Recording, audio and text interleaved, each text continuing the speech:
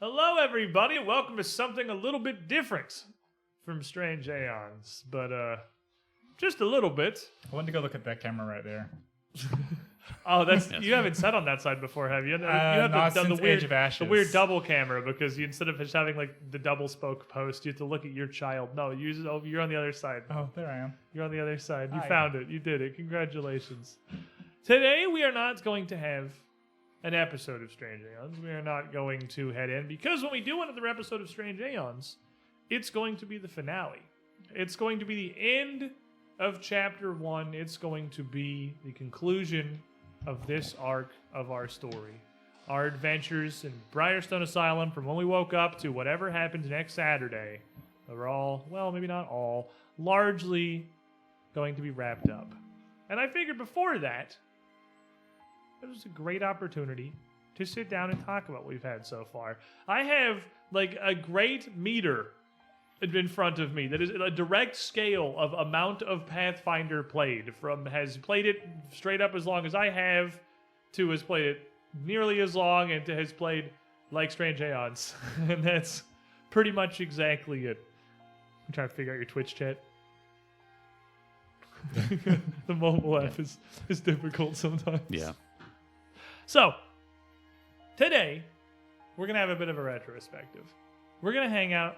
We're going to look about what we've done, look back at what we've done so far, talk about the adventure, talk about Pathfinder, talk about our experiences and our characters and, you know, what we have seen, what we think we'll see, what we want to see going through the rest of this. Because, yes, Chapter 1 is Book 1, is what I mean by that. I could just say Book 1, I suppose.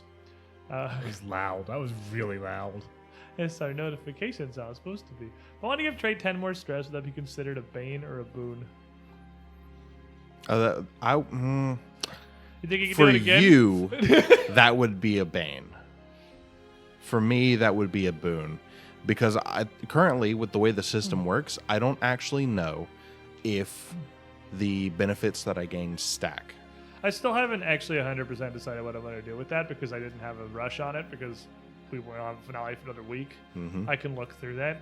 Let's start there, actually, because this is one of the big obvious things that we've done here, or that I've done for this, is this whole stress system that still nobody has the rules for, but we've had it in action for a chapter.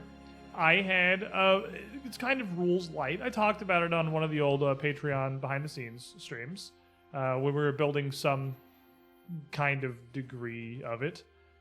We have modified it a bit. Astute observers may have noticed some differences in how it functions over the course of the first, 17 sessions of Strange Aeons, or however many it's been.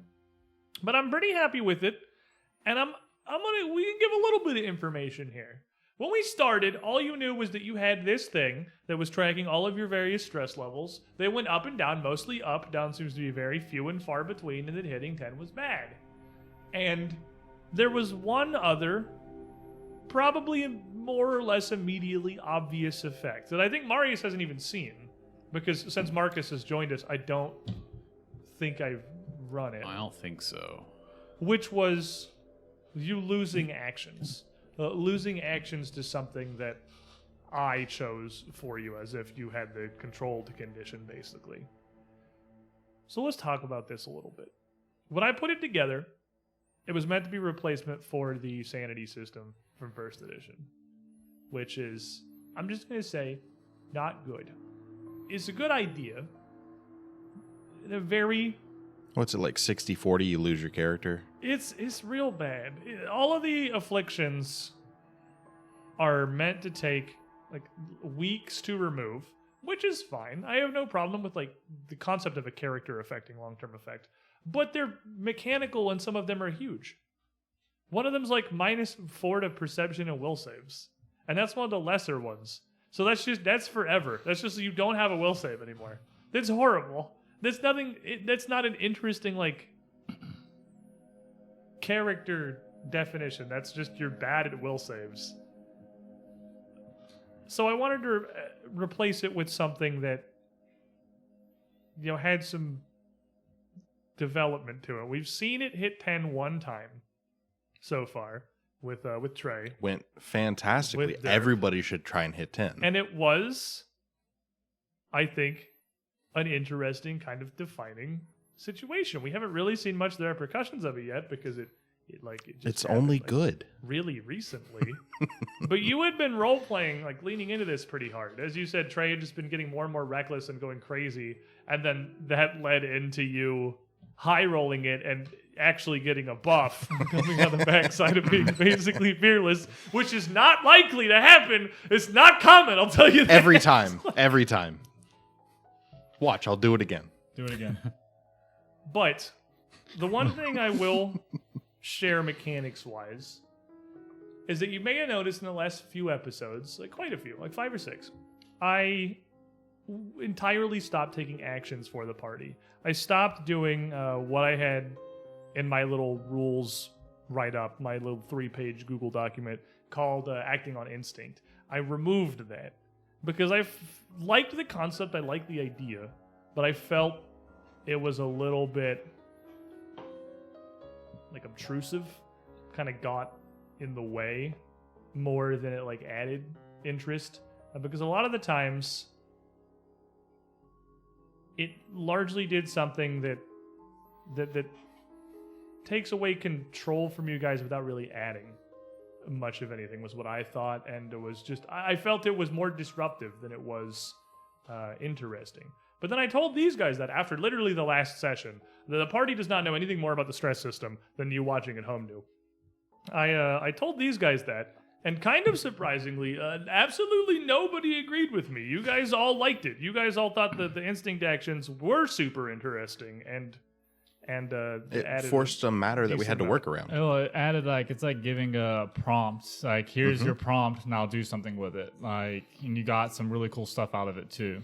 Especially early on when we didn't have anything to go off of because our characters were literally just numbers on a piece of paper. Yeah, I mean, it was, in the very beginning, it was a tool I used to give you your abilities initially, because like there is a check involved. It is a degree of related to where these are that determines whether you act on instinct at all or whether you get to take your turn normally. And obviously in that first encounter, I didn't roll anything. You all just acted on instinct a little bit because you had absolutely no clue. You had nothing. You had no character sheet.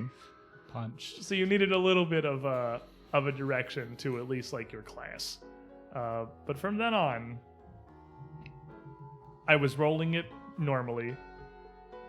And I don't know, maybe I just had like the last session. I'd have to go back and look because I couldn't tell you exactly what it was and we stopped doing it. Maybe we just had a session where I rolled bad on it a bunch and you guys just took a ton of instinct actions and I was like, wow, this feels like it's really in the way. But I also get in my own head a lot because again, none of you agreed with that. No, it's never been so detrimental or like fight impacting that I felt it was too much. It's not intended to be a hugely punishing system, though it is intended to be negative if it stacks up and gets bad. To the point where in my head, I'll tell you guys one more thing that you don't know yet. You're still on the scale. You've hit 10. You can keep going. Hitting 10 3 times, the severity of what happens then in my head is supposed to be about on the same level as death.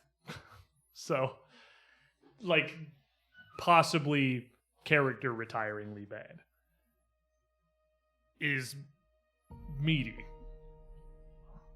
You passed yours, so you're still at 0. Yeah, I passed mine, which I was going to clarify that. You said it reset back to 3, not it went to 10 and went back down.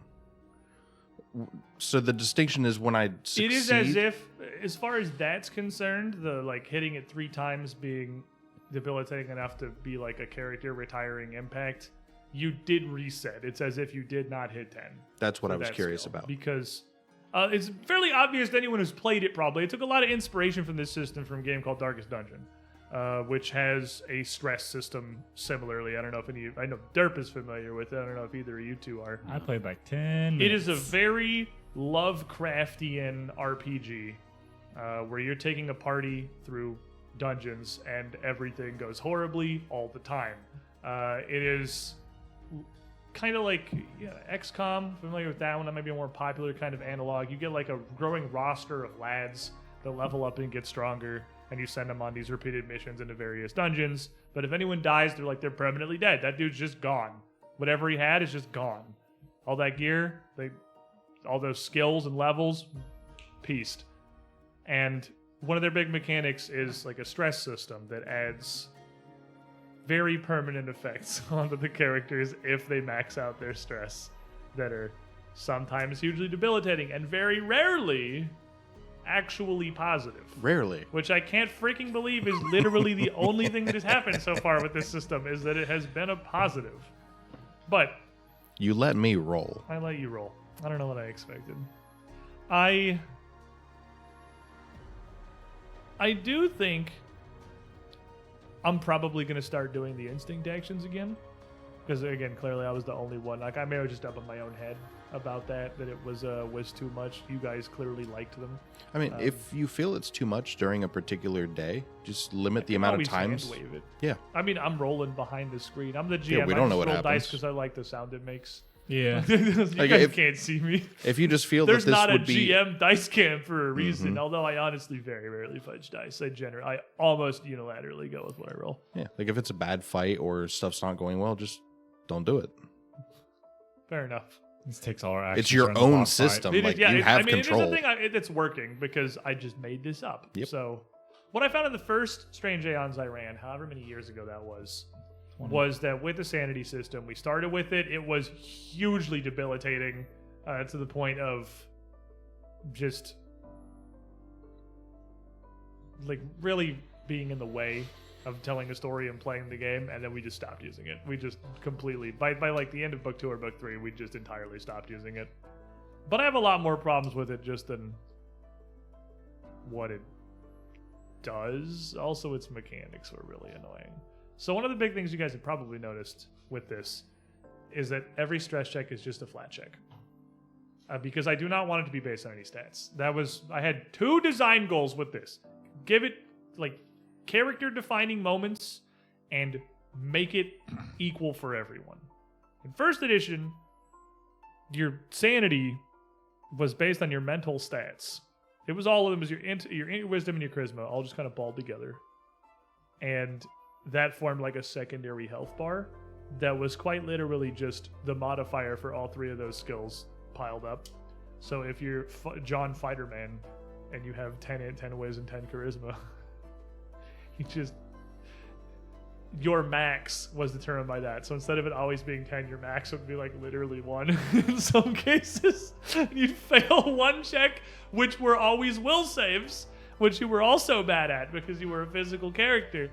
And you just like, boop, character's ruined, sorry. And I was like, man, I like it. I don't like it. Also, the wrapping of it being like sanity and like going insane is If you has tried not hard aged enough, spectacularly. you could walk out of the starting room with the corpses and have a greater insanity, a greater madness before you even go up the body chute. Yep. So I really want to make sure it was all flat checks. One of the things you guys are going to get at 4th level, it's general feats at 4th level, right? I can check. I'm pretty sure it's general feats at 4th level because I've No, looked like 3rd. 50 times. I just don't trust myself. There was 3rd? Yeah, because I took fleet. Dang Yeah, I it. I took was fleet. supposed to do it at 3. I forgot. Just make it a That's skill cool. feat. We'll do it later. I actually have a bunch of feats too. None of this is going to be based on your character's stats or anything. It's always going to be flat, so no one's punished for being a physical character. But if you want to build a little around the stress system, I am going to put some feats in for that. I'm going to put in some feats that'll make it easier to recover stress or harder to gain stress. Raise your cap to 11, so you can be at 10 without immediately breaking and have that 1 extra buffer. I'm debating maybe one that makes it slightly more likely that the outcome is positive if you do break, but I feel like I always want that to be massively unlikely. Is there a feat that I can take to make it more likely for me to fail? Just choose to fail all the flat checks. Didn't intend to have that. No, that wasn't a thing I thought would be happening. But here we are.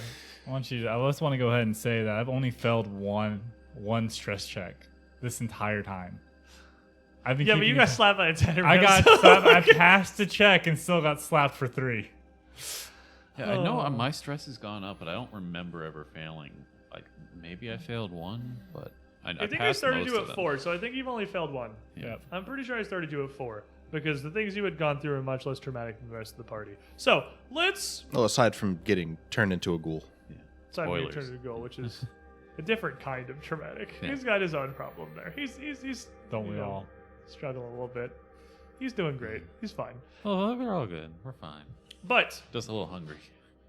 let's talk about the other primary hook of this campaign, which back in the beginning, before Marius and Marcus missed this boat for better or worse, we started this with my absolute dream for a Strange Aeons campaign, which was straight up blank character sheets. Absolutely nothing. Not absolutely nothing. You had your core stats. Because I figured those are more or less readily apparent. You can tell Trey is very strong. You don't need to have anything occur to tell that. Sully's character, Cammy, can tell that she is a quick thinker. She has a big brain. She knows a lot of things. She knows her int is up there. Core stats are immediately apparent. But fully blank character sheets. What did you guys think? I was able to extrapolate down to a 50-50 what I was. The race was obvious. Your race is pretty obvious. You are a hobgoblin. That was hard to hide. Yeah, Well, -2 in wisdom means I'm either a gnoll or a hobgoblin. I'm already playing a gnoll Oh, you mean just off your stats? just off my stats. Because you have 8 wisdom, which does Yes. kind of narrow it down a lot. So I was able to figure out what I was. I was a hobgoblin, and then from there, I was able to figure out I was either a magus, a fighter, because I said, please not a barbarian, anything else. These guys, I don't know if that was a thing we've ever talked about on chat. You guys did get a ban list. I did not just spring absolutely nothing on them. Nobody got to tell me a preference, but because these are long-term characters for a show we're going to be doing for quite some time, they all got a ban list. Everyone's like, I do not want blank. So you didn't want to be a barbarian. And that was it. I think that was all you gave me. I You didn't want to be a caster. I just came off of playing the best caster ever. I don't want to play another caster. Sully did not want to be a guy, which was fine because I wasn't planning on throwing a gender swap at anyone just for Oh, simplicity. yeah, we did fact. mention the ban list. We did mention ban list before. We did talk about it. Okay, we did talk about it then. Okay, fair enough. So we have talked about this. Yeah, Sully was pretty confident. Sully and Kevin were pretty sure they were going to be casters, seeing as both you and one other player both had. I don't want to be a caster. I don't want daily resources to deal with. So we're like, we're either going to be very martial heavy or we're probably casters. Huh? I thought about it after like saying I don't want to be a caster. Well, there goes my chances of him just giving me summoner. That's the only caster I want to play right now. I don't know if I would have put Summoner out, man. I'm traumatized in first edition. I know it's not the same at all, but like, ugh, I love them. God, it is such a cool class, but there's a couple classes I just don't think I'd throw at anyone. I tried to keep them all relatively simple because you had to learn them as we went. You had to learn your feats and your class features and everything, and then my stupid ass put a swashbuckler in there. But I wanted to make them relatively simple. So we got like a fighter and a rogue and a bard. And like a witch is so simple it's going to core in the remaster, so like they're not very complicated either. Completely blindsided me with my character. So you had the opposite experience Yeah, of Derp. It's like It was like, Christmas. I have 18 strength and 8 wisdom. I generally know. I asked for not a barbarian. I generally know what class I am, and I'm one of 2 races. You! I got like a week to think on it because like I walked in, we had like a session 0 where we were talking about the whole thing, and my character sheet was my stats were just sitting on top, so I got to see my stats. I And, guessed like, you were an orc. Your And sheet we was said the half demo. orc. I said orc or half orc. Yeah, we said Your sheet was the demo because I was showing them like what they were gonna have because I needed to show. We had a couple people that were doing Pathfinder, so I was showing them like what a character sheet looked like and like where they were gonna find different things and that they would have their core stats. So yours was the one we used to show everyone what your I character was sheets were gonna late. look like. So you got yours a little early. so we're like I thought we went through the math because we saw the health pool. And like, okay, this is what adds up: half-orc fighter, half-orc this, or something else barbarian. And I went We have a home. butt ton of hell. And I went home and like, okay, here's all the things I could be if I had a hit die 10 race. That's true. You had your hit points also. Yeah. That was for the sake of simplicity, so I didn't have to track everybody's health. Yeah. And then I get here and like, oh yeah, by the way, here's your full orc rogue. I'm like, did not. What? Sneak attack. What? My man was not ready for sneak attack to come out. It blew his mind when the first ability he got revealed was sneak attack. Like, not a single % of you thought you were going to be a rogue with your giant scarred, your hold scarred orc with 18 strength. He's a rogue. Sneakiest man alive. You'll never see him coming. Squid also had to make educated guesses based on what he thought we would want to play. True. So he gave me power attack, but little did he know I'm going for a one-handed fighter build, which is very unorthodox, especially for me. You got little mulligans too. Yeah, we talked about that. The concept was the sheet I gave you is who you were, and you were playing this campaign is who you are. And so, like, class feats or anything, if you really wanted to slum around, I like the one-handed snagging strike fighter. It's super interesting. Power attack's just safe. Yeah. It's just unga bunga. No one's gonna be upset about hitting for 30 at level 1. That's No one. No one's gonna be sad about that one. Would not be mad. I did try really hard to give everyone characters I thought they'd like playing. And Kevin absolutely leaning all the way into his part and giving us a whole ass limerick for every single spell he's ever cast. That's in there. So, pause this. Today, as we do these occasional talk show streams, we've got the $1 AMAs. Instead, we don't have Blesses Bane's hero points. No one's going to be rolling anything today. But for $1, we'll answer whatever random questions you have. Sam Fox 10, considering there's an archetype for being a ghoul, how likely we still have party members succumbing to ghoul fever? Currently, 2 people have ghoul fever, and it is up to Squid if we will have a party of majoritively ghouls. So we also are playing with free archetype. I'm a marshal. To extrapolate I don't on have this, an archetype. This first level reveal, we're at 3, and we still haven't come up with Colby's because he screwed me, and I am punishing him Banana. for his sins. Banana. Banana. But they don't understand that joke. We'll have to explain that in a minute. But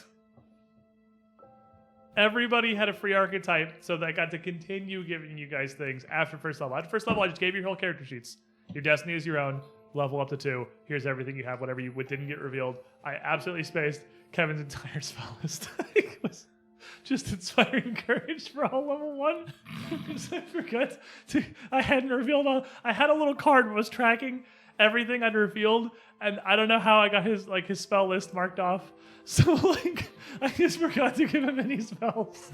So all he did was inspire courage for all of level 1. It worked out. My bad. Oops. But you thought you had everything when you hit level 2.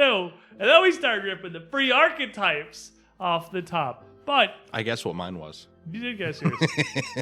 One of you didn't have this amnesia thing.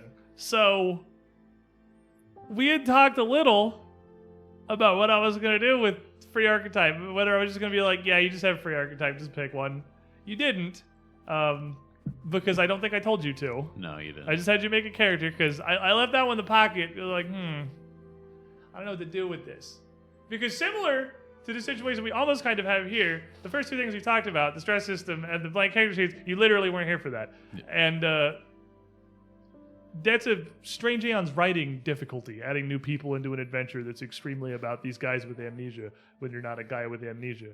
And so I definitely wanted to give you, if I got an opportunity, something similar, your own problem, your own arc. How likely is a party member a ghoul archetype? I don't know. It seemed like even from the start, it's a gamble that it might occur anyway, but, just kind of making it a little bit more likely, very likely, at the moment, probably fairly likely. Like a 90%. This archetype might come into play. I have already built a second copy of Trey's character sheet for in case he becomes a ghoul. He has 2 level 20, full build Trey. I don't know how you lines. haven't just like made like 100 character sheets for every possible. I have about possibility. 115 just pre-made characters. My man likes making characters. I delete my characters I after like I make making them. characters. I I like like- making characters, but I don't save them that long. I have the idea, and whenever I get like my new hyperfixation, I just delete the previous ones and make a new one. I still have Raz and I still have John saved on my phone. They're not going anywhere. I think the only one I have saved is Tartique, which was a fighter I played in a one-shot for Dragons and Things, which was just The Leaper. The Leaper. It was just the cloud jump, Unga Bunga, jumping fighter man. Was it Dragons and Things or was it a charity stream? I think that might have been a charity That was a stream, charity actually. stream That was a charity stream. because somebody kept donating for chickens. The Dragons and Things I played Hunter. I was a Frog Boy. That was the Frog Boy Ranger. That was the Gripply. That's right. I have him too. Anyway, as to your question about the ghoul archetype, It's a fun archetype. it's the archetype. It's cool. It's got some cool stuff in there. It's pretty interesting. You ever wanted to see a fighter in full plate move at 35 speed? While Because jumping, like it's the ghoul archetype will do that. the blingus. Man, I love that you actually get the swift leap thing the ghouls have. There's a short list of things that I don't like running in Monsters in 2nd edition, and ghouls have almost all of them, but they're so integral to like Strange Aeons, I didn't want to fully replace them. If I ever run Wongi Hogwarts, I cannot remember what it's actually called, Strength of Thousands. If I ever run Strength of Thousands, I'm here to tell you I'm swapping out everything that is Pugwampies for a different race of tiny, Oh, but low why? CR nuisance monsters. What could possibly be so bad about Pugwampies? The antithesis of fun. Like, Pugwampies have an ability that just gives you disadvantage on everything. Like it's an aura. Other gremlins, yeah. Mm-hmm. Yeah, no gremlins fun. No, I think it's just Pugwampies. I think. I mean, Pungwampies are like the worst. I think that the gremlins, like Midflits, are cool. They're little, just like angry, emotional little gremlins. I think they're great. Mites are just rude. Which ones? I forget the smallest gremlin. That might be what you just said. Midflits. Yeah. That they're just angry. And just in upset. the Iron Fang invasion, they just call them mites. So I had to go, what the hell's a mite? And I had to go look Mites it are up. one too, I think. It's not what their name is. He's looking at the thing. He has the list pulled up. It's the Midflit. Maybe it's just Midflits. Yeah, it's Midflit. Midflits and Pugwampies are the only two I know off the top of my head. And I only know Pugwampies because it literally is just an aura of disadvantage on everything. It's just like, hey, you want to fail every roll you make Didn't we fight for one the of those in next Extinction 20 Curse? minutes? Yeah, What? we did. You There fought was- one in Extinction Curse. Yeah, that they wasn't were- fun. Isn't No, that they're ju- freaking annoying. wasn't that just Baby Yoda? Like, The Midflit. The Midflit. yeah. Midflit. No, we can't say that. We're gonna get sued. Oh, it's not my I fault. didn't create that Paizo's picture. gonna get sold. Yeah. We didn't make this art. That's Paizo's art. Paizo's got angry Baby Yoda. I'm pretty sure that predates Baby Yoda by several years. They can go after Disney. I'm sure they can handle it. Disney's not known for having a good legal team. Can That's we just a gremlin. can we from the just movie replace Gremlins. That's all just of the the Joker. Pugwampies with Otukes? Just Yeah. a bunch of CR1 Otukes. Anyway, there are a small pile of things I don't like running. And two of the things I don't like running that aren't just Pugwampies Unlucky Aura is hard CC. I don't like hard CC on players as much as possible. I think hard CC in general isn't very interesting. And the paralysis is just like, it sucks. Paralysis is one of the most crippling abilities that you don't even have room to roleplay anything. Because you can be slowed or slowed too, and that is massively crippling. But you still get to at least do something. You still get to like have a turn. Paralysis, you just can sit there and be mad.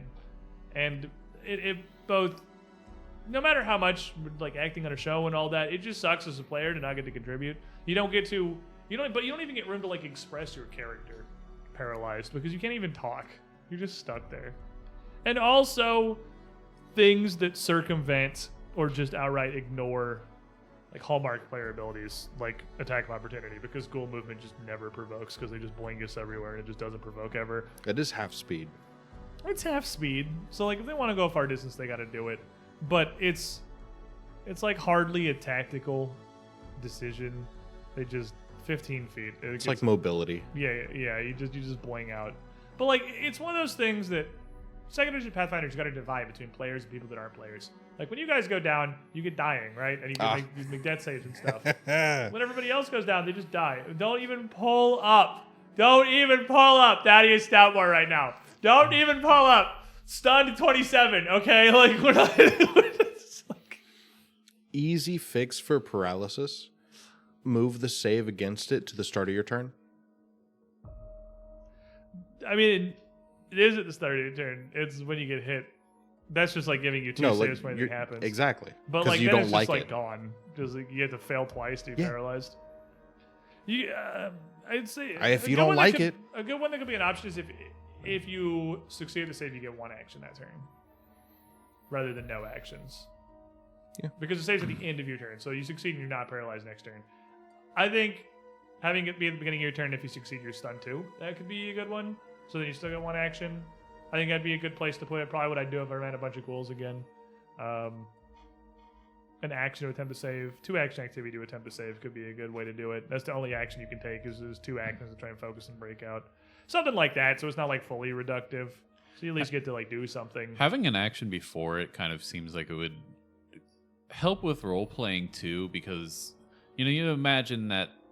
I mean, obviously there is magic, but being immediately paralyzed, instantly, seems kind of strange. You kind of feel like, especially if it was like a toxin type. It's a very creature high level that effect normally. You would think. It's a effect that is almost unheard of on low level creatures outside of ghouls. Yeah, but it seems like it's the type of thing where like it would make sense if you had a couple seconds to do an action before you were fully paralyzed. What I like is how AJ didn't make any of us elves for this, or half elves, because of the ghouls. Like exactly the reason he did not make anybody an elf or half elf. So for those of us who don't know, ghoul fever is technically really interesting lore, actually. Alien infection because it came from elves but cannot affect elves. Elves are not native to Galarian. They're aliens, all of them. That's a large point of contention. That's actually like... So we know that elves, for sure, are on multiple planets. We've never gotten 100% which one they came from. So they're on Galarian and they're on Casanova or whatever the hell the other planet's called. Which one is the origin is unknown. But they definitely are the source of ghoul fever. There's an entire backstory plot thing about where the first ghoul came from. And when ghouls paralyze you, it is not like the virus. It's not the infection. It is just negative energy paralyzing your body. It is like purely magical. And it does not affect elves. Because of they have so much natural. It is like a magic elf virus. Mm-hmm. And that's just how it affects other races is ghoulification. It does have the incapacitation. So it's a really interesting thing. Weird. Oh, it does have the incapacitation trait. I mean, that was only claims that have been able to paralyze people, actually. Oh, well. Because it's incap. Oh, well. My bad. They got us a funny moment of just easy standing over Cammy, just going at it. Me intimidating, glaring. So he just strumming away. They gave us good moments. Slamming. But, ghouls aside, the first book of Aeons, The Adventures in Briarstone Asylum, is very interesting. I think it does a very good job on the Lovecraft side of things. We are coming into the finale next week. And I think even still, you guys really don't know what the hell's even happening. We got a name drop. You got a couple. You've heard quite a few name drops. We've got a couple of names at this point. One last session for sure. But I want to know what you guys think. Here, I got a question Marcus can participate in. Yeah. Because it doesn't go all the way back to the beginning of the campaign here. You can be included. I get to play. You're here now. What do you guys... It's a two-parter. We'll start with part 1. What do you guys think of the this story so far, of this situation of Briarstone Asylum, and what you've been presented? It's a hard question because it's like such a mystery, right? Like the story, this regarding like our characters not knowing anything. The story itself is like we don't it really puts you in this moment of you wake up in the midst of chaos and you have no earthly idea what's happening and no one around you knows what's happening. So you're just kind of like wandering, trying to survive, and that's the whole thing until you get to where we're at now. And you're like, oh, here's some pieces. And our interactions, my MD's interactions with the Tatterman gave some stuff in that little dream sequence when he got cut down. And then like little pieces here and there that we're trying to book what's happening. So it's been like an interesting and confusing, like I don't know what's going on, I don't know what to do next kind of ride. It's fun. It's confusing. Fun is the goal. We're at fun. We're doing good. Yeah, We I'm just aim for fun. confused the entire time. There's a constant state of confusion. I think it's been really interesting. Like, it does have that like good bit of kind of like horror and like, you know, there's very strange things going on. With that, like the constant feeling that you're about to get answers, and then usually you don't get any answers. Don't. And then especially like last campaign, I'm like, okay, we're gonna get some answers, and then no, just even more questions and just complete like what is You guys thought happening? you were gonna come out the last episode with more answers than questions. You buffoons. They You just absolute fools. Just handed us a list of more questions as the answer. It is quite a wide-spanning thing. I know this is kind of hard for you, Derp, because you're a little more familiar with I know some of it, but I've pretty yeah. heavily modified the I adventure. still know what's going on You've, just from the past of watching your previous run of it. you know more of the general trajectory of the adventure. Yes. Yeah. But with what I do know versus what I've been playing, this campaign does a pretty good job of introducing you to the Lovecraftian horror perspective of you can be doing everything right and going about your business, and this still happens.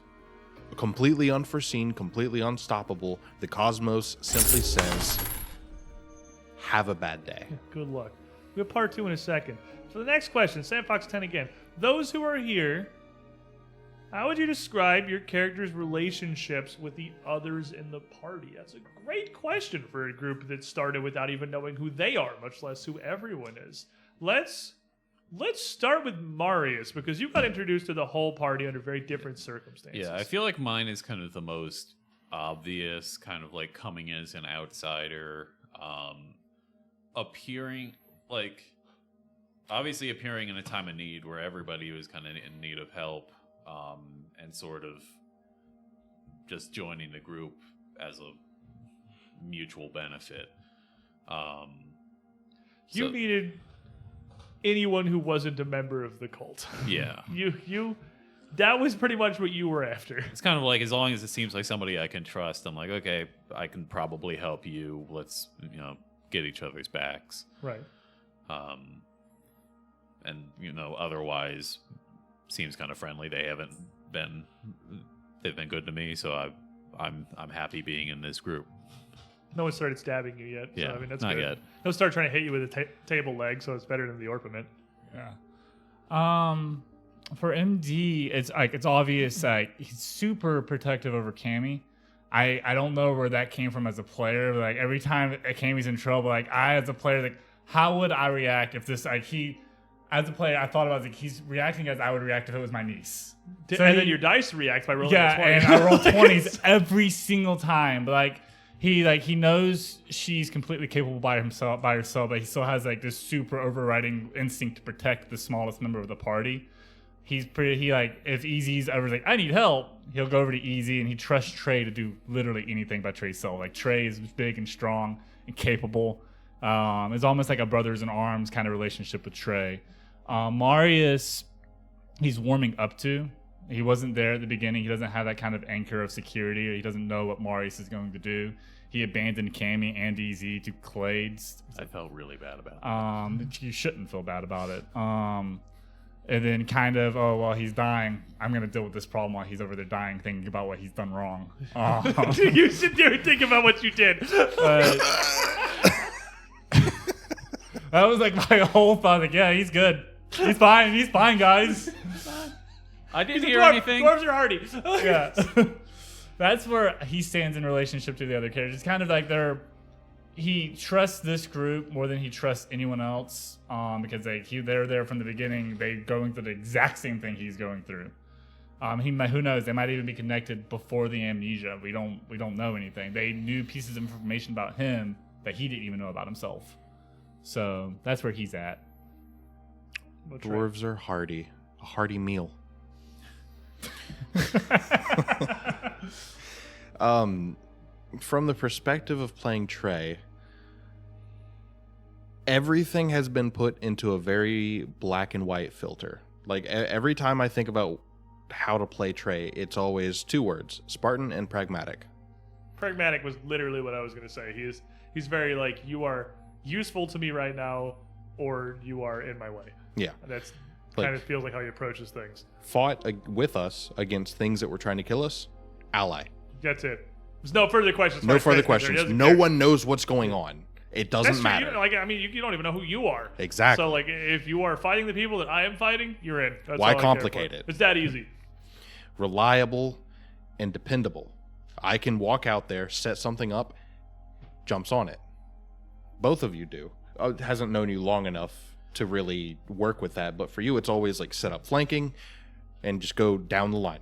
I think that's like a good way to put it too, because it's kind of how I'm getting it on my side, but not from your side, where, you know, I came in late, but I'm also getting that we're fighting the same thing together, so we can be friends. But obviously I came in late, so the perspective is different from everybody else's side, but I'm at least kind of seeing the party in that same light. Unshakable self-reliance, as is evidenced by his success on the sanity check. Trey doesn't think he's unkillable. He just thinks that he needs to be a figurehead to keep everyone together in whatever the hell is going on. Yeah, quite literally. Fair enough. I'll come back around to Marius again. I say you got introduced to the whole party at the same time, but so did the party. Because they all have amnesia, so they all met under the same circumstances too. But as he's met the party and you've run with them, as far as you have, they've gotten you, well, no closer to what you're looking for, but they've kept you alive and gotten you much further involved in the situation here. Is there any one member of the party that you feel like Marius has more of a connection with, whether that's positive or negative? Like anyone he's more drawn to? Oh. I kind of feel like you, just because we're sitting closest together, that might be one reason. Because we are physically on that side of the table. I get to pat this side of the shoulder now. Yeah, I feel like even though I'm ranged, I've been kind of interacting with both of you more than I have with Cammy or MD. You got Marshall, buddy. You got the guys with weapons. They got to hit easy. people. Just because, even though like they're the ones who would also be hanging out with me in the back, we just haven't been interacting as much. It's been strange. It's slightly more still combat focused. Then I've got before I get to part 2 of my previous thing about the adventure, this is that's my question for you. My question for Derp and Colby over here. How do I phrase this? You guys got your patient files at a point in this adventure, which was a huge moment everyone seemed to be very excited about. So cool. Which is just incredible. And that made me feel really good about the amnesia angle of things that I can give you. Again, what is it? Seriously, so little information. And it feels like such a huge development. Because it's just your admission records. You got your names. I asked everyone after that. We had a conversation with the whole party because we have the nameplates that just show up on the screen the whole time that we're playing. We've got them on the stat pane on the side when the map is up. I call you your character name, so we're playing. What did you want to go with? And you had a week to think about it. Do you want to stay MD, or did you want to be Brick? Did you want to keep with Trey, or did you want to be Hoglum? I asked Cammy if she wanted to be Adelmai, and Easy if you wanted to be Martin. Every single one of you stuck with the names you'd been using for the campaign so far. Nobody switched to the name in their patient file. And I want to know, we'll do Derp, and then we'll do Colby. why that was. What led you to that? Now, I'm just in your head, because this was a player decision. This wasn't a character decision. This is literally just for the overlay for the audience. Why you stuck with Trey? That was another thing that got put through the black and white filter. It got sent straight to this is not relevant information. This is not logical information. I will keep the file and the name with me because I said I wanted to be Trey Huglum. Right, you kind of merged yours. You used it almost as a surname now. Yeah, because that's who he was, and that'll be useful in the future. But for now, none of the stuff in the file is accurate to him currently. And the only thing in there that mattered was the name that just got tacked on as an afterthought, so he'll remember it later. Trey Huglum, fair enough. How about you, Colby? As a player, I really liked making up the names for everyone. That's my biggest contributing piece to this.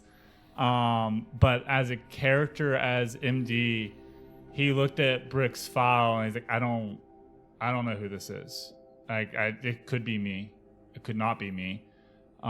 He's very look into his head. He's very scared of who he could have been in the past. I tried tax collector. I try to. Terrifying. I try to. I don't know if it comes through very well, but I try like this as a. I want to say this now as a character. I try to play MD as kind of a not emotionalist, but he doesn't portray his emotions very well.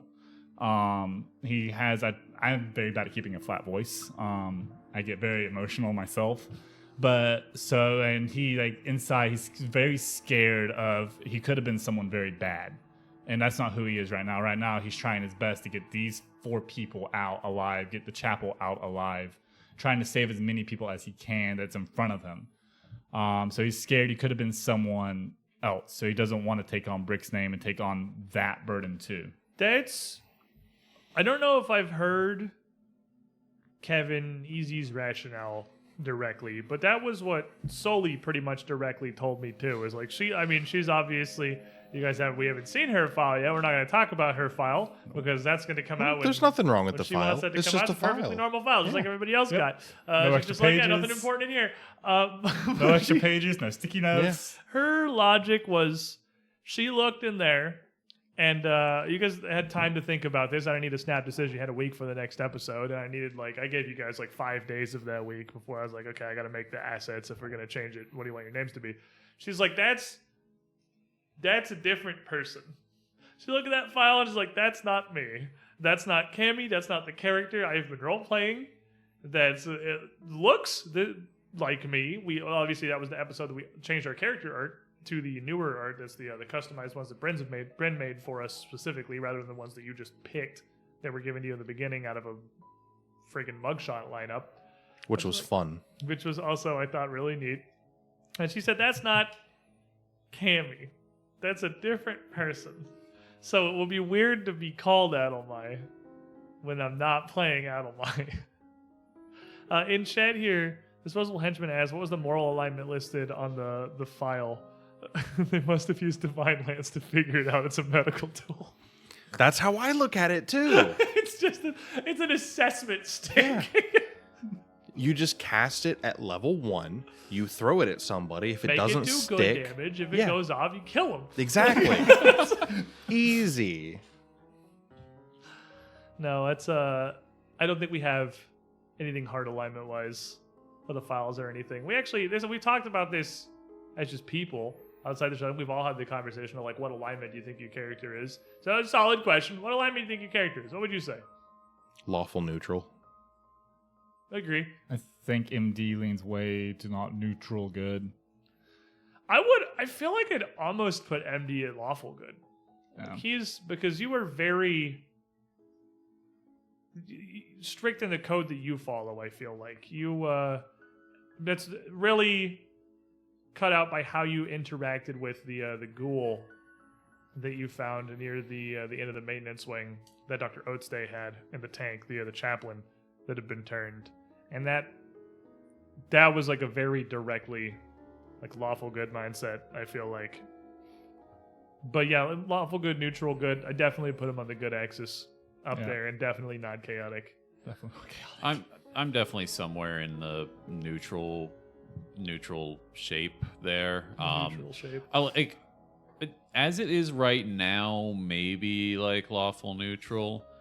I feel like I had some of the traits I thought of when I was making the character. I feel like might put me a little bit closer to true neutral, but I haven't really played any of those. I just kind of wrote down my negative traits and forgot about them. Yeah, I mean, you've also just had a lot less time to express your character Yeah. than everybody else has, just because they've had like 13 more episodes of Strange Aeons than you. I would also say probably just true neutral, but from my end, from what I've seen as the GM, but that's more just, again, from like a lack of It'll shape out with time. anything extreme that would have pulled it out. Haven't And it's had- probably going to be moving in that I direction. mean, he hasn't had a lot of a lot of major defining scenes to play in either. So I He's had experienced a lot less trauma than the Yeah. rest of the party, which is why he started at 4 stress when the rest of you were at like 7 and 8, because Marius has just had a lot. I just hid in a hole for 5 days. that's what we should have done. He had a great time in his hole. Well, you didn't really get the option. You sort of woke up in a do or die situation more or less immediately. Yeah. There was is a sixth one of you. There was another person that was there in the beginning, though he did not have amnesia, that was in exactly the same situation as you at the start. He just happened to be picked first for the dodgeball team, and there's not a team you wanted to be picked for ever. You had to spring into action to save him very quickly, because saving him meant saving yourselves, because you were surely next for the very literal chopping block that was what was going on in the middle of the room there.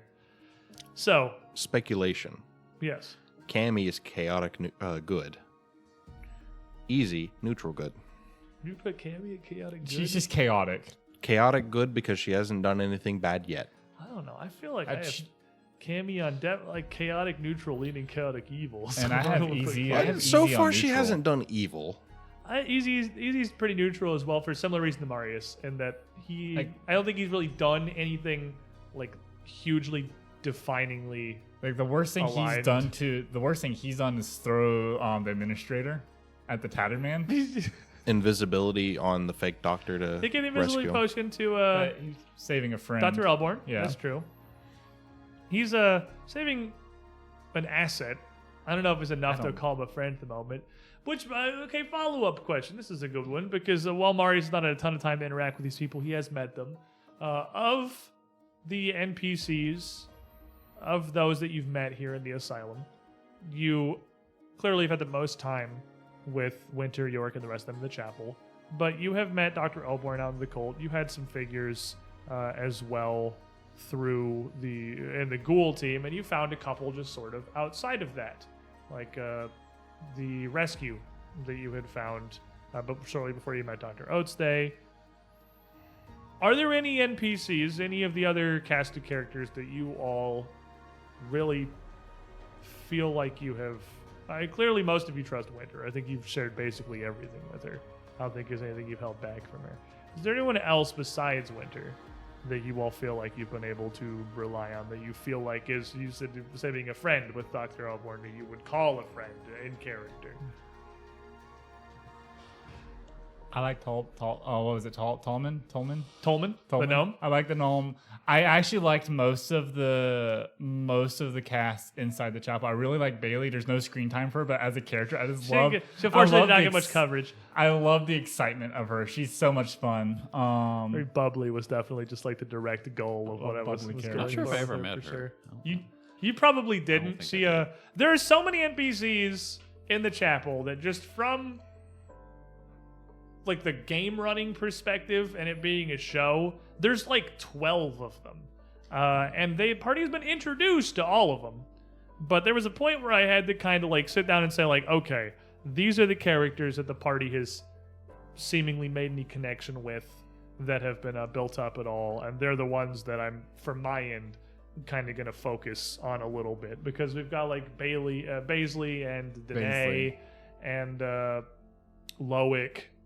Even Loic had a pretty big scene, but then just like kind of never really came up much after that. Like even York, who had a lot of screen time, no one's really felt like they've super connected with. So I'm like, all right, you're kind of background roster. You gotta sort of have to make a background roster at a point, just because there's so many people here. So I'm kind of forgetting names, so forgive me. But like the dwarf, Denman. and the other guy you just said, I'm already Tolman, yeah. And Elborn, they're the NPCs that I feel like I've interacted with the most, and I therefore obviously feel more of a connection with them. Of course, I feel bad for breaking the pot on my first attempt to use it. Ruined Denman's pot. Just destroying the pot. Especially like I wasn't expecting it so much with Dr. Elborn, but I kind of feel it a little bit. Kind of, there's a connection there, knowing that he's also kind of like just doing what he needed to do to survive, he's and like trapped. Trapped, hiding, just trying to get, trying It's to a save major himself. theme throughout every NPC. Even the cult, they're just all doing what they have to do to survive. I mean, some of them are like, I mean, Grandma is definitely. Well, we are in an asylum, so Yeah. Grandma. We're getting into late stage here now, so like, I mean, it was not all the way caught up. I mean, we've talked a little bit offshoot on things that happened pretty late in the campaign. We're gonna be talking about like literally the most recent episode and everything. This is the pre-finale show after all. But even Grandma, now that you have you killed her, you did what you had to do. I mean, there was no way that was resolving any other way. Is also trapped. She's also stuck here. They all are. Every single one of these people is stuck in this circumstance of Briarstone and dealing with it differently. Everyone has to deal with the Tatterman. Everyone's stuck here in the fog. Such great character art, man. Loomis is fantastic. But you're right. They are all just stuck. And honestly, that led to what I feel like was one of the bigger kind of decisions from me and kind of the party as a whole that surprised me, was everybody going along with my suggestion to separate the cultists by who was really a cult, like really for the cult, and who was against it. I wasn't sure how everybody was going to feel about that morally. Because that was profoundly your plan. It was 100% Marius that came up with the let's try and put all the really devout cultists on the front lines and kind of just let them get eaten by ghouls. Like, it's definitely like that. Saying like, the quiet part out loud, but I mean that was kind of the plan, wasn't it? Yeah. That was it. It was very much like not a gray zone. It was black and white mixed together. Of like, try to save as many as we can. Also, kind of selfishly get rid of the ones that might be a problem for us. You literally took a lot of the cultists and sequestered them back in the kitchen, so that they would not be a part of the fight. So they would be the last, unless you guys lost entirely, they were going to be safe. And I don't know if that would have ever happened if it wasn't for Dr. Elborn kind of showing that, like, oh, people can be in the cult without really believing in it. You weren't here for the first episode, but there was another cultist whose name I came up with on the fly and wrote down and definitely have not committed to memory. It's like Osmond or something. It's Orman. I was really close. There is Orman, who was kind of the rest of the party's first interaction with this. It was actually the first cultist you guys ever met, who you rescued from the doppelgangers in the very beginning and brought back through the chapel camp. Who, by the time that Marius would have arrived, wouldn't have looked like a cultist, wouldn't have been wearing yellow smeared patient gowns or had the paint on his face, would have just looked like everyone else. Couldn't he only say Xandalus saves? He was not very verbally Xandalus communicative. sees. No, he couldn't say very much. Xandalus sees, praise him. He was a little broken for sure. Again, we're in an asylum. Most of the people that were in the asylum were in the asylum for a reason. He didn't pass his stress check. No, he was not having a great time. But he had not turned. He hadn't been taken by the Tatterman. He had been awake. You found him pretty early. So you didn't get that opportunity to see the cultists as people before meeting Elborn. Whereas everyone else had at least met Orman before. You didn't even have the scene in the patient files room where they duped a couple of cultists and just sort of hung out with them. That was like while they went literally through the files. the episode right before he came in. I think that was one before you, yeah. So it's interesting that Elborn alone, because it really was just him, was able to sell Marius on that entirely to get him to be the one. Because you guys had Orman, you had those other two cultists, the rest of the party had so much more experience with the cult being something other than just like a monolithic death ball, that it was you and Marius that was the one that maybe we spare a bunch of them. Maybe we try to protect some of them with just that one connection. Okay. Yeah. Neat.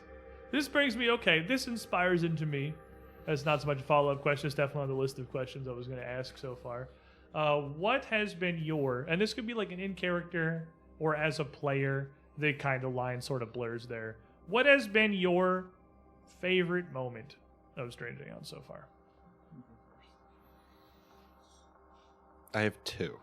Oh, that's great news for me. Yeah.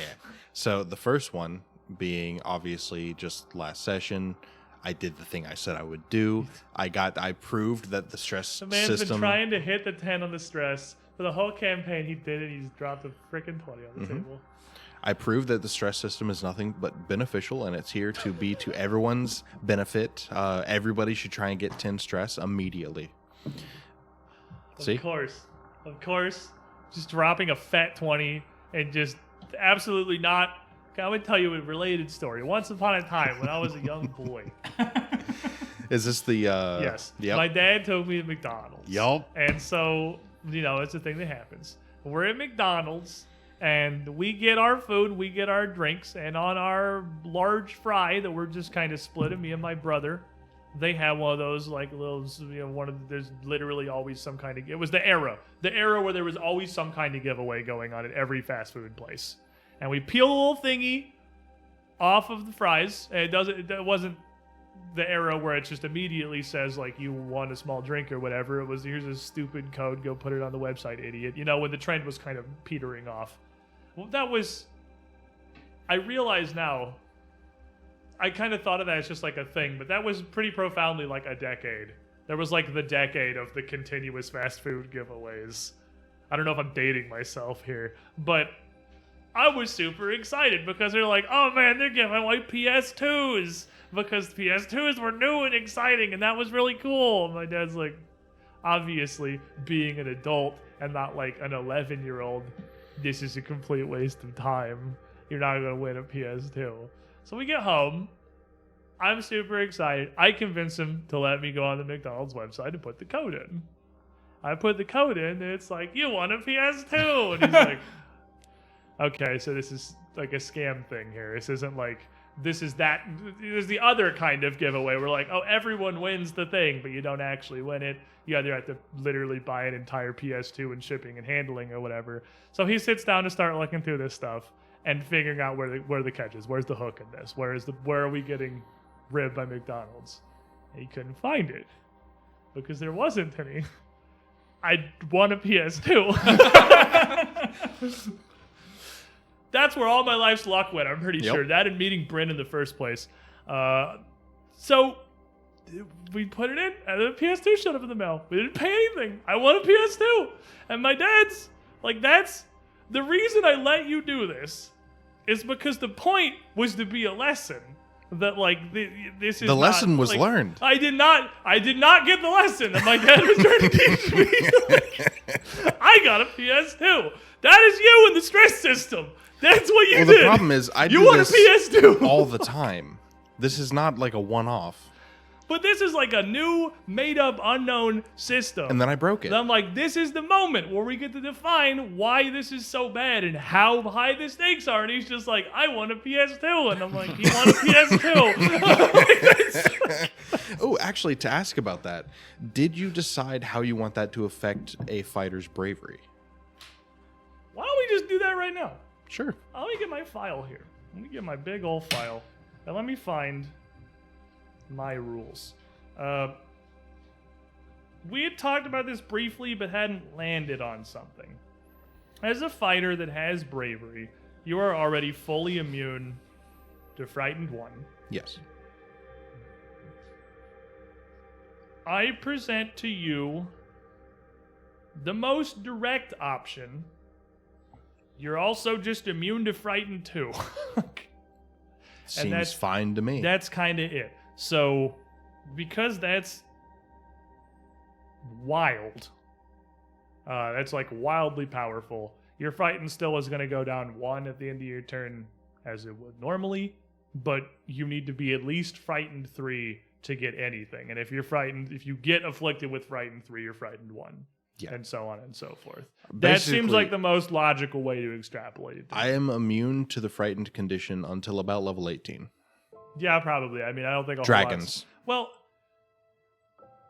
critical failure fear things tend to throw a frightened 3 at you. Like if it's a Yeah. real effect, because even like the level 1 spell fear gives you frightened 3 on a critical failure, so it's not impossible, but that makes you like all but immune to the frightened condition, which I feel is reasonable for what is supposed to be like this effect as I've written it is better bravery, Yeah.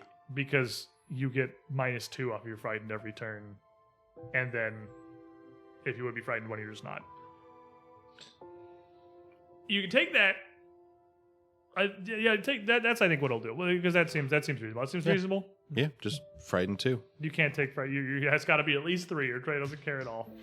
We'll go with that. And one. just That's get rid cool. of the fleeing part. Yeah, we floated something about like the fleeing. Now we'll just Yeah, it works just for me. Ignore frightened too.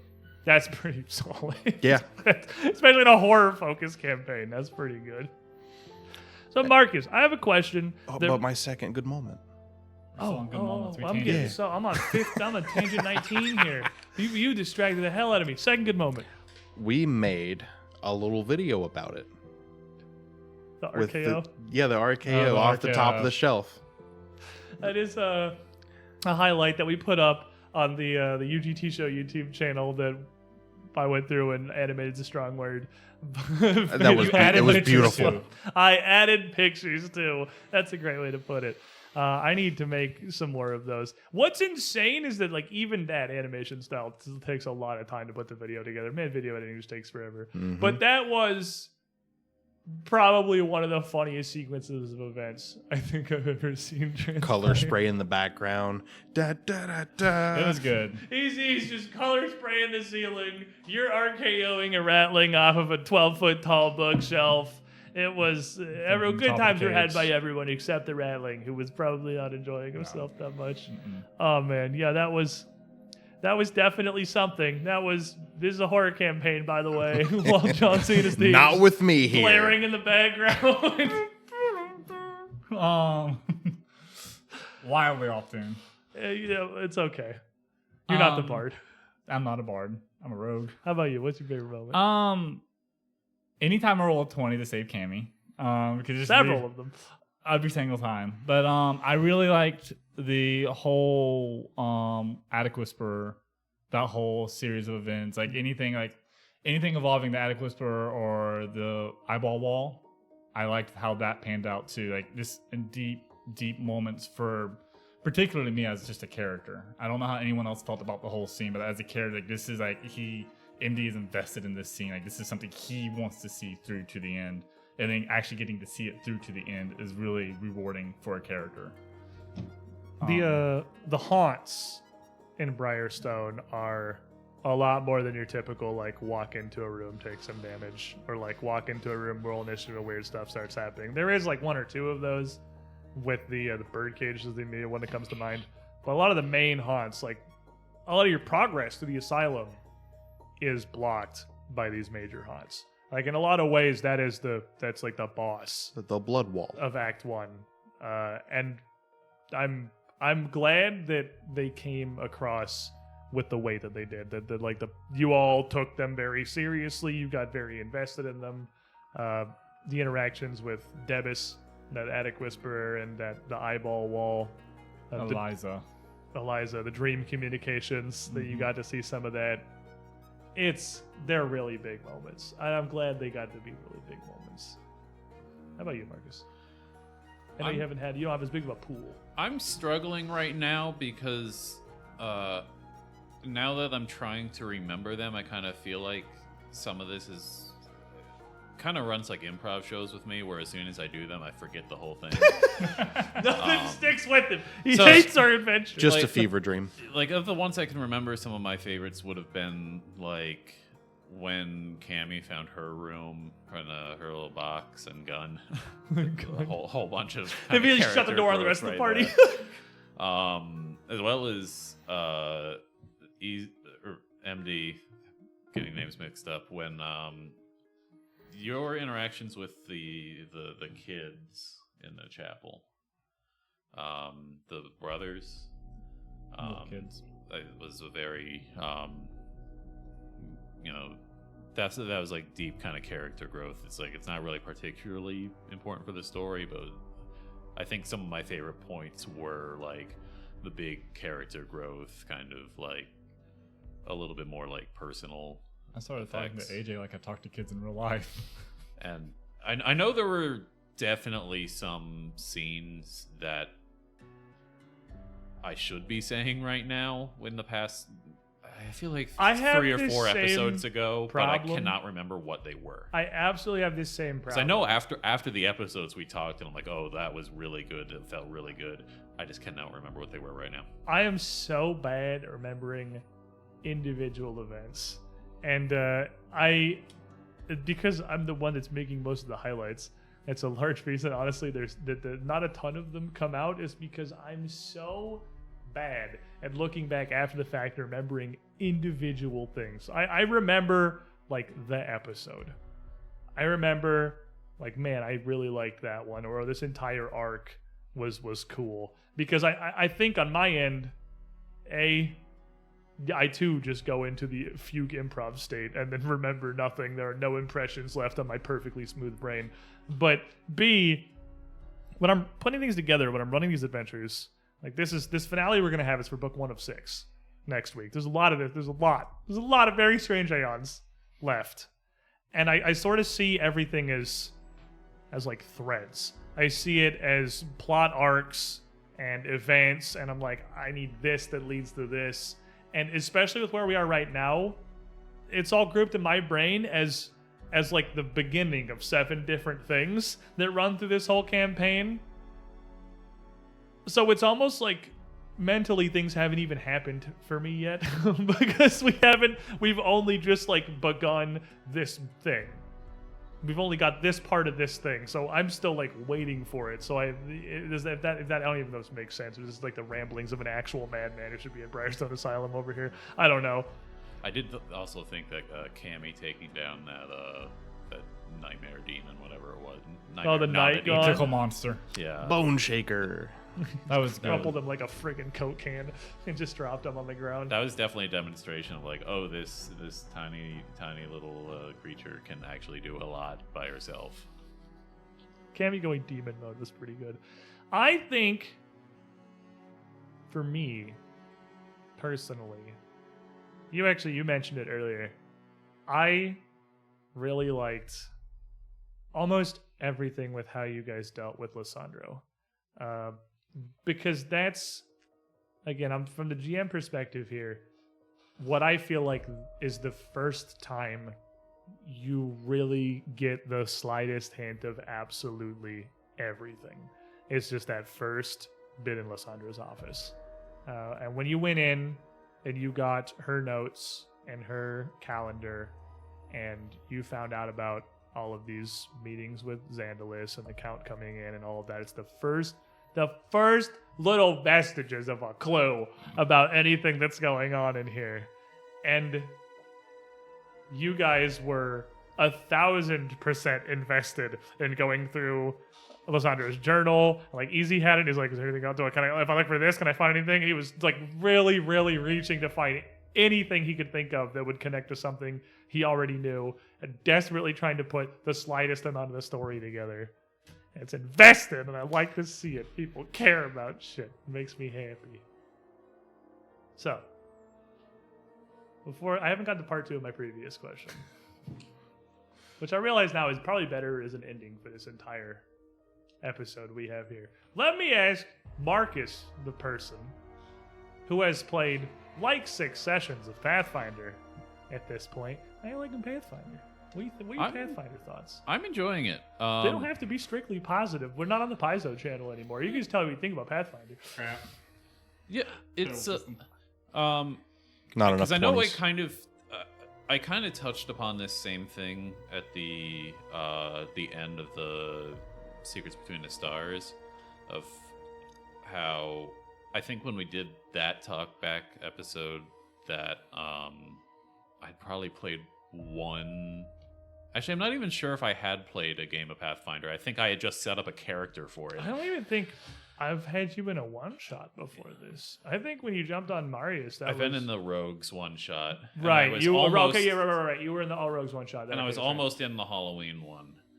And then I had car troubles. You were in one and almost. You were almost in more than one. Yeah. Okay, right. So you'd played the Rogue one shot before. And so Pathfinder definitely feels like, I'm coming at it from the opposite direction the most, of like a step above what Starfinder was, whereas Starfinder kind of felt like a little bit simpler rules, but self-contained. And then Pathfinder is like a lot more. There's like a lot more conditions and things you gotta have, a lot more different character options, items, things like that. But now that I'm becoming more familiar with it, I like the logic to it, where coming from D&D, I feel like it was simple in one way, but still a lot that you had to organize and remember. But now that I'm being used to it, there's this kind of like mathematical simpleness to how it all works. It's a lot of the same, like +1, +2s. For better and worse, Pathfinder 2nd Edition is a very hard rule system.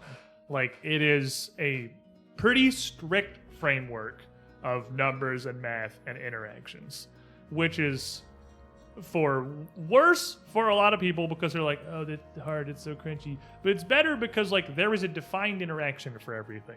There is very little like waffly, I don't know how this should work, GM zone, or I don't know how these things interact, or I don't know what the benefit of this is, because it is a solid framework that gives you exactly how everything should function. Yeah. And you know what the best rule is? What? If there's not a rule for it, GM discretion. Yeah, which happens surprisingly small amount of the time. On the rare circumstance, it's literally just says like do GM makes the whatever final you call. want. Like D&D had that kind of friendliness of, a lot of it is just kind of describing the rule, and so if you don't like the math as much, you don't really have to worry about it for everything. But Alternative there were a lot of encumbrance. times where I'd be like looking through the book for their conditions or whatever, and I'd read the description of what it means and still be like, what does that mean? Because what does this even do, man? Yeah, and at least with Pathfinder, like there is a lot more math, but it's pretty straightforward. That I think it is logical once you start to actually understand what you're doing. So a little intimidating up front. But having everything laid out for you, like in a clear rule set, is nice. I like it. I like it a lot. I mean, I can summarize, obviously, my bias with the fact that everybody I have had at this table, because I know you, because you are my friends, come from one of two places. I either met you at improv or playing Warhammer 40K. And those are the two things that Pathfinder 2nd Edition has put together. It's math and it's improv. That's literally all of you guys. So I obviously like the math and numbers a lot. I think it's at a good place in math, but math and like numerical weight. But I am also aware that I think I prefer things a little bit more crunchy than a lot of people do, because all the little +1s and -1s.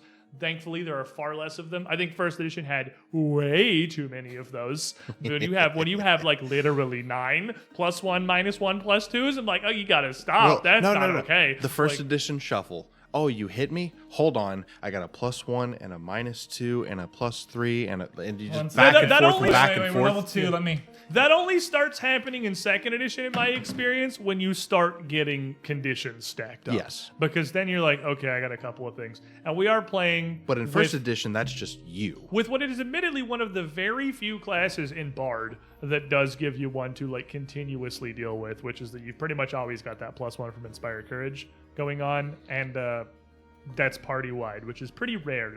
It's strong enough to be Bard's like signature thing. There's actually, I found out pretty recently, a lot of people that are team Bard is the strongest class of Pathfinder because literally just of the blanket +1 to attack and damage. Like, that is insanely powerful because of how tightly tuned Pathfinder's math is, giving everyone a +1 all the time for 1 to 0 actions later is phenomenally good. Dirge of Doom and Inspire Courage is pretty much just a +2. Yeah, Like, at that point. It's not harmonize. Is it harmonize? It's harmonize. Harmonize Cast both of those, then and at +2 everybody. 20th level bard can literally say, cool, I Inspire Courage, Inspire Defense, Dirge of Doom. You +2 to everyone, and then you put flat-footed on top of that. You just throw a -4 on literally any enemy you're fighting.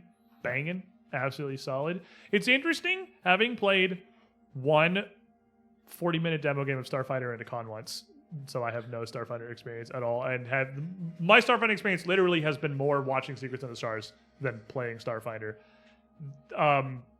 Pathfinder 2E being more complicated, because my perception, again, having not played it, was the complexity curve kind of went from Pathfinder 1st Edition, which was way too complicated, down a good deal to Starfinder, and then down even more to Pathfinder 2. So that's interesting. That I don't know, like, obviously perception is perception, but that's interesting to have you describe it more as like Pathfinder 2 being kind of in between them in complexity. Well, no, I'm not saying it's wrong. I'm saying it's interesting. I think that yours was basically how I was saying it. I never played Pathfinder 1st Edition, so I've only known how you've described it, but having the idea of how you've described it makes Starfinder sound like that middle step where they've learned. Paizo had learned the mistakes of Pathfinder 1, kind of simplified it a bit. Mostly, and it's just a smaller kind of rule set. It's not as mature, so I just don't think there was as many things in it to deal with. And then Pathfinder, where it's even more rounded out, but there's more just stuff. It has a lot of content. Even already at this point, it has a lot of content. They put out like a lot of stuff for it. Speaking of for better or worse being a hard rule system, for better or worse, Paizo publishes a 275-page rulebook every like 3 months that just adds a billion more spells and items and classes and archetypes and stuff. Which we have banned. We have banned a 2 couple items. We have banned a couple of things, mostly from I think entirely from Secrets of Magic, because Secrets of Magic is a broken book with a lot of very overpowered amount of tick options that is. Need a little more time to oven, maybe. I'm not a Secrets of Magic enjoyer. We'll just put it there. The classes are fine. Quote from a man who's never had anyone play either of them. No, that's not true. We've had a Magus, but only at like super low levels in 2E. I don't think that counts. Yeah, I don't have any real experience with either. But what is banned? Good question. What's it called? You know the name of the thing? It's a ring. That ring. It's the ring of casters get a proficiency bonus. Yeah, the ring of it's just a stat ring from 1st edition. It's just a +2 to casting ring. Magic. Yeah, there's a straight up auto take ring. Choose their It's stat. all you just choose what saving throw they make for all your spells, I think, or something like that. That's the other one, yeah. They have a couple of just they are straight up passive buffs. And Shadow Signet Ring. Shadow Signet Ring's definitely one of them, yeah. We've also, I don't know, I've got a little bit of a ban list, actually. There's some core rulebook stuff in there, too. That's not so much banned as under the Armistice. I think this has come up a couple of times that I've had the, if you don't use it, I won't use it. And I'll write it out of all my encounters and bosses. And you can use it on minions. Maze being like the forerunner of that. Shadow Signet, there it is. It's the, you cast a spell.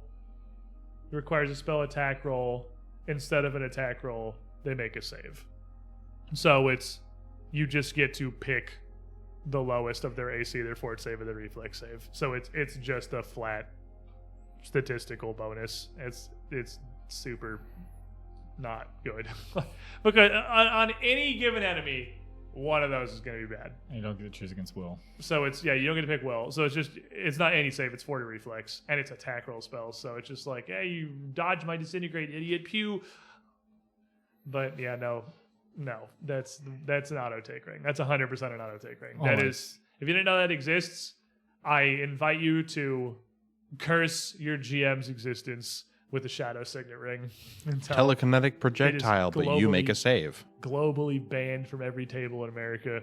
It's one of the greater things, one of the many great things in second edition. It was get rid of Rings of Resistance and Cloak of Protection and The standards. necklace of whatever. All the things that were just like the Christmas tree of +1 to thing that the game was actually balanced around you having. There were like 5 of them that you just had to have. Ring of Protection. Ring of Protection, Cloak of Resistance, Necklace there's of Natural Armor. I've dumped There was- all of my Pathfinder 1 knowledge. It's gone. Yeah, I actually don't remember I most of them. There was a purged. bunch of them.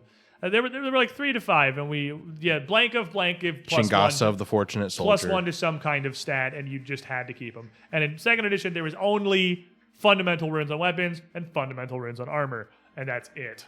And those are the only things. And those, since they go onto any weapon or armor that you have, or even not armor, they just go onto your pants.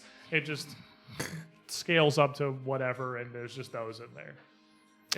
That was great. Don't bring it back with stuff like Shadow Signet. Speaking of fun implemented things, can I grab the decks?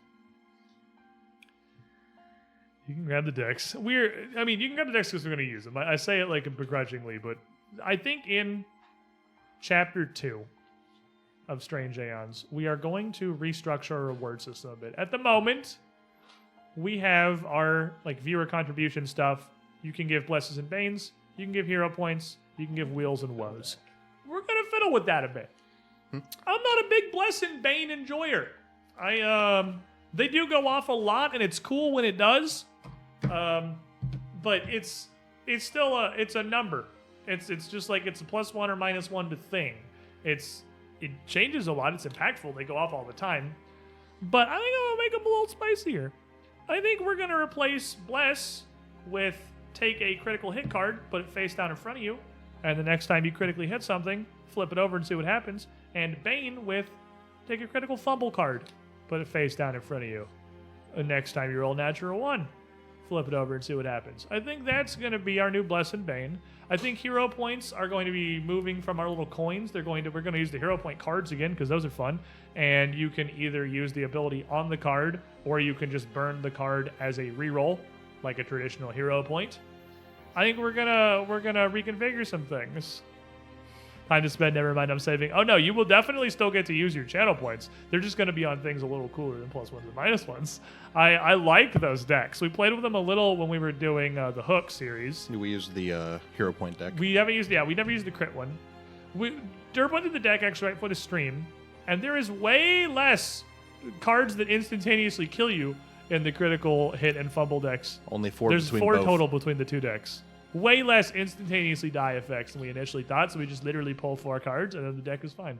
We might still need to... my caveat for the hit and fumble deck is that I'm certainly going to reserve the right to be like, no. Yeah, some of If these you are pull any still of them, dumb. and it's like, they're paralyzed for 10 minutes. I'm like, they're not paralyzed for 10 minutes. Yeah. Like, it's... I don't know. A good example is until healed, you are stupefied 3 from the critical fumble deck.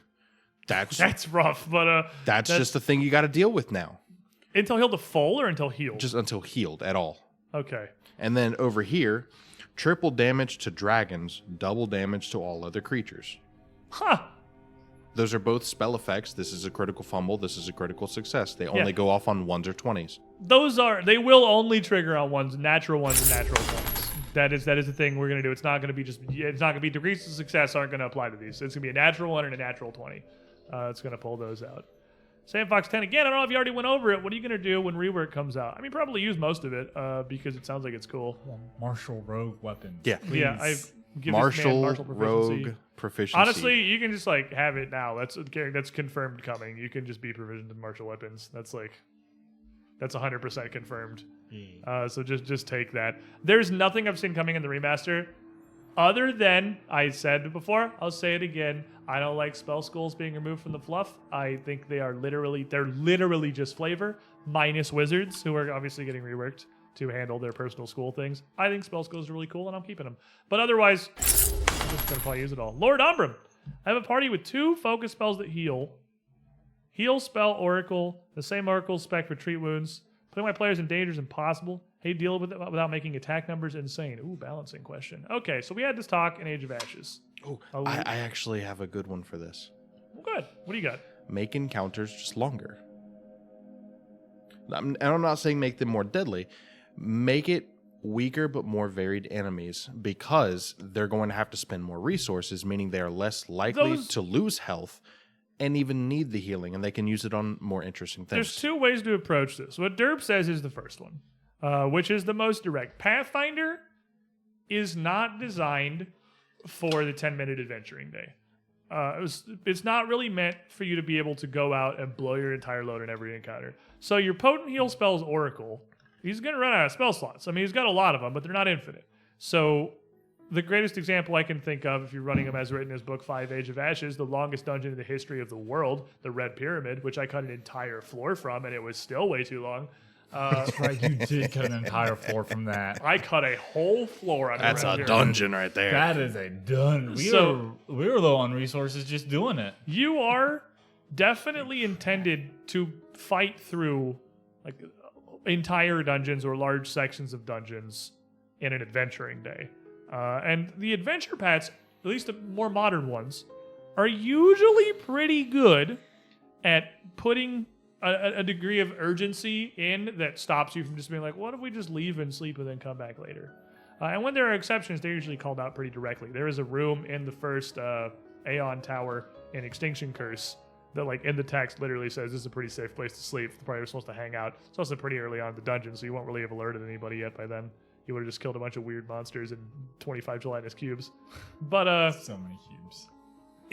rationing is a thing. For the last like 2 sessions, my casters have been like, can we please sleep? I don't have any spells. I'm like, well, I bet you wish you would have saved them, huh? You're going to learn today. Because, like, you know, a lot of stuff's going to happen in a day. Focus spells are a little harder because the game is pretty designed for you to be able to take 10-minute rests pretty regularly. To the point of almost, like, I think there's no direct, this is me putting words in the mouths of writers, but I think almost literally every encounter. I'm pretty sure you're supposed to rest for 10 minutes after every combat. I truly think it's meant to be seriously every fight. But sometimes you don't even get that luxury. Like, sometimes things happen. Sometimes there are situations where you got to go through stuff, and there's some back-to-back or some longer, more kind of endurance-styled encounters, and then the amount of resources they have are going to be tested. The second side of that is the discussion we had in Book 1 of Age of Ashes vis-a-vis the Greater Barghest. And this is just a balancing point of Pathfinder 2nd Edition, which is, at least how I see it, and how, based on the numbers that enemies have, pretty clearly seems to be how the devs see it as well. For bosses, for like big fights with singular enemies, to be meaningfully threatening, they need to be capable of dumpstering a player character in one round. If not necessarily every single turn, but if left to their own devices, they can't use their 3 actions to pick up and body slam unconscious a player character 100 to 0. They're just not dangerous. Because healing is extremely powerful, and because of the action economy of like 1 boss type creature versus 4, or in our case 5, other player characters. And you see that happen in our campaigns. You saw, especially at level 1, you saw doppelgangers absolutely slap Trey unconscious in a single round. That 1000% happened. You saw Clades rip Marius apart. He rolled pretty low and had to get to him and spent an action doing something else and still ripped him down very, very quickly. Because that's why Wounded exists. That's why damage numbers are so high, especially in severe encounters. A severe encounter should absolutely be able to drop a PC in a single round. And then the healing will pick them back up, but I mean, Wounded is still there. So now your threat becomes more, I can only get floored so many times in a row before I'm in the instantaneous death zone, and the number of times in a row is like 2. Been there, done that. Don't forget, there are effects that will just make healing less efficient. There are also... Yeah, but used sporadically, there are effects that can reduce healing. There are options that way. You want to be careful about like directly countering what your players are built to do, though. Well, if you want a challenging encounter, just make one where like healing is reduced or it's a longer term encounter. It's a really good wrench to throw out for like a fight. Yeah, not like every guy encounter. That, like is Isabel. It's just like Lamau and turns their healing into damage or something like exactly. that. Oh god, Sizzamills are fun. But Was that like the giant skeleton? Yeah. Oh, that was the help can't get up. That's the the life alert skeleton. Yeah, life alert skeleton. Wall forced them on the ground. All right. I had a question like literally an hour ago at this point. I had a Yeah. part 2. I want the part 2 because I think it's going to be really interesting. Next week, 1 week from today, Saturday, 3 p.m. Eastern, twitch.tv/UGT show, right here. We're going to have the chapter finale of Strange Aeons. We're going to end book 1, In Search of Sanity. I'm excited. I'm really excited. There's a lot happens in these last couple episodes. A lot happened this very last episode. You guys thought you were going to get answers getting into the tower and rehab, and I mean, kind of, but not really. You've got 1,000 more questions. I want to know, again, sort of hard for Derp, but I have very heavily modified this campaign. What? Let me slightly more scene setting. You did go in that tower. You did find an Irigen. You did kill it. The fog visibly reduced. You could see further in the island. The mists receded and thinned. We ended our session with you coming around the corner into the inner sanctum upstairs in the cult camp, walking into 3 Onirigens, all sat together. Disregarding just how sketchy that is as a concept and whether the 5 of you will even still all be alive or sane at the end of an encounter with 3 of those. What do you think is going to happen in this last episode? Can you even make an educated guess? Do you even have the knowledge here? I'm gonna get my archetype. Okay, yes. I can tell you, guarantee that one's happening. Okay, I said my answer. Let's go. You're gonna get your archetype. So the only thing that I thought I've heard, and I don't know if it's like spoilers, but just like we're getting out of the asylum, right? Book 2 does not take place in Briarstone Asylum. No. Yeah. So that's just knowing that has confused me more because like the story itself seems like something where like the whole entire campaign could take place in the asylum. I could see that if you told me that's what happened. So just knowing that we're not going to be here is still like, whoa, how are we? Like, You are not at a point where you see a feasible way out. yeah. Like, So, I mean, the probably naive guess on my part is just like the fog lifts and we see horrible destruction all around us or something, and then we leave for some reason. I don't know. I kind of assume the fog is going away and that's going to give us some kind of route away. But that's I don't know. Or we're just like floating in space. Who knows? I didn't say where you're going for book 2. I just said it's not in the asylum. The moon. The moon. The moon has been heavily featured in a lot of your weird dreams. Going to the moon. We're going to the second asylum. We're going to the moon asylum. You guys are going to moon prison. Moon's haunted. Moon's haunted. Moon's haunted. Moon's haunted. We're going to moon jail. Real answer. I have no earthly idea. We're gonna find Xandalis. He's gonna give us some story. And we're gonna go, you're lying. You're probably the tattered man, and then kill him. That's the best I got in my head. We are at the end. It's the finale, and you guys have not seen this Xandalis. As far as I'm concerned, Xandalis and the tattered man are the same person. Like that's as far as I know. The cultists seem to be terrified of the tattered man. It's his persona.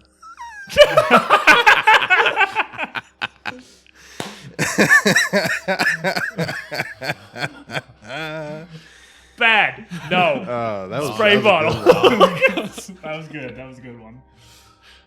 They are one and the same. So you think Xandalis is the tattered man? I think Xandalis is either the Tatterman or like connected to the Tatterman.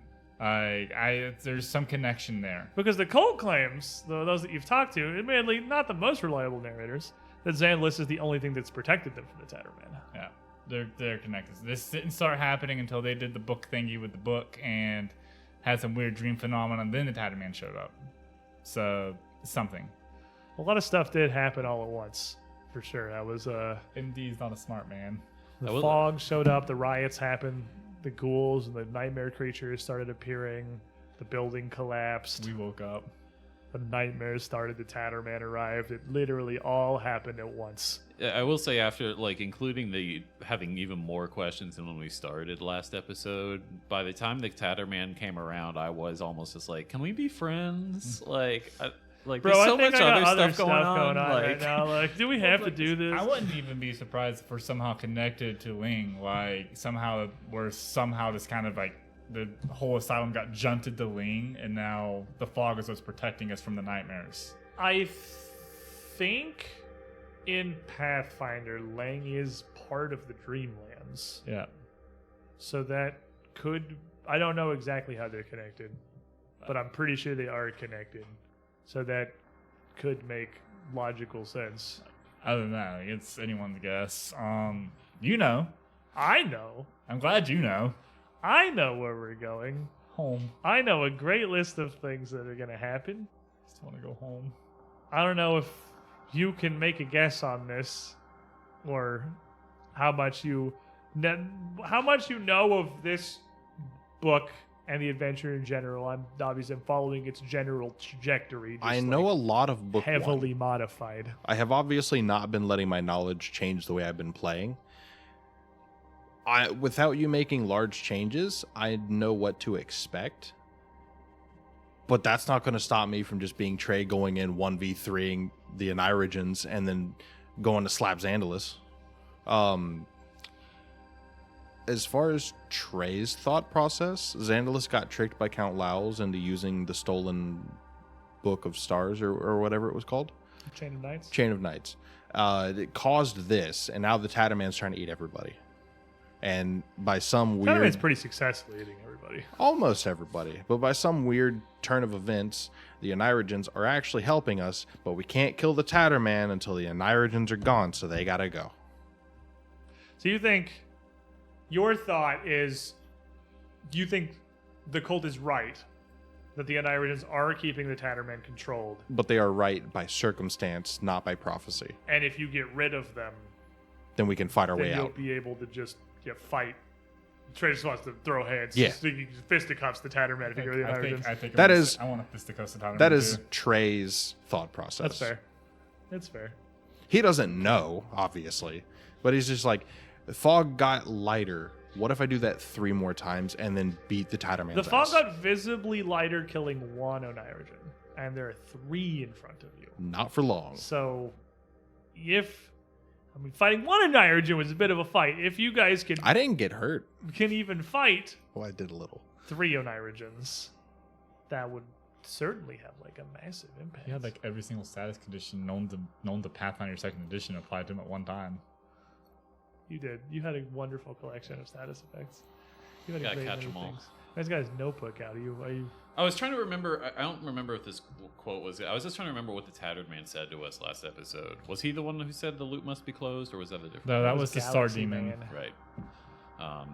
It must be closed, and he gave us a really cool scene. Yeah, and the I'm glad Tattered I Man like that something scene like because said I it was- was just like too late, or I got chills when already you were done it. describing that scene. I really liked that scene. That was incredible detail. I'm very glad you guys like the scene because I was very worried that like it is massively out of left field. It is. That you guys are just kind of be like, At this point, okay. at this point, it's part of it. Like we know nothing, and now we know nothing less. It's so crazy. I am kind of just ignoring it.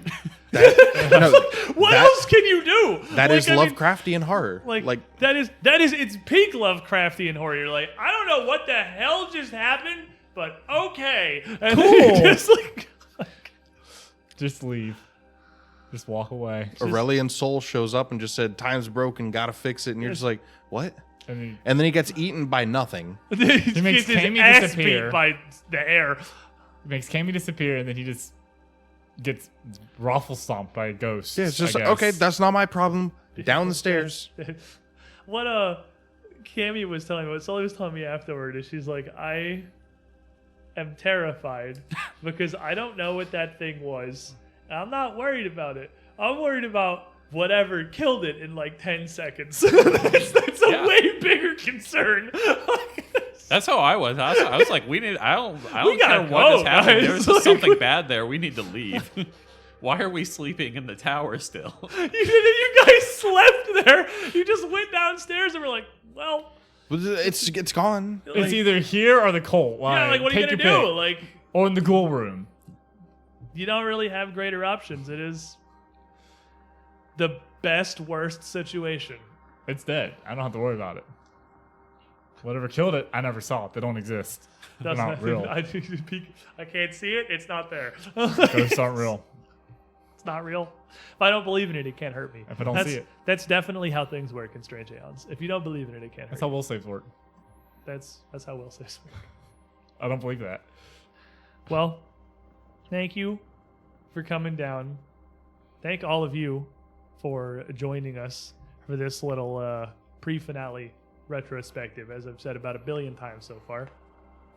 1 week from today, if you're here on this channel, we are going to be in the middle of our finale of this first chapter. Afterwards, we're going to take a little bit of a break. We're not going to go immediately into book 2. We're going to give it a little bit of breathing room. We're still going to have content here. We're still going to have some streams. We're still going to have a lot of adventures. But we're going to take a couple of weeks off to prepare, ready ourselves, and gear up for the way forward. Monday, 2 days from now, 7 p.m. Eastern, we'll be right back here. Twitch.tv/UGT show with a new episode of Malevolence. Sully's not here at the moment. I usually do the thing where I point at her and say we trade seats, but I'm over there in Colby's seat.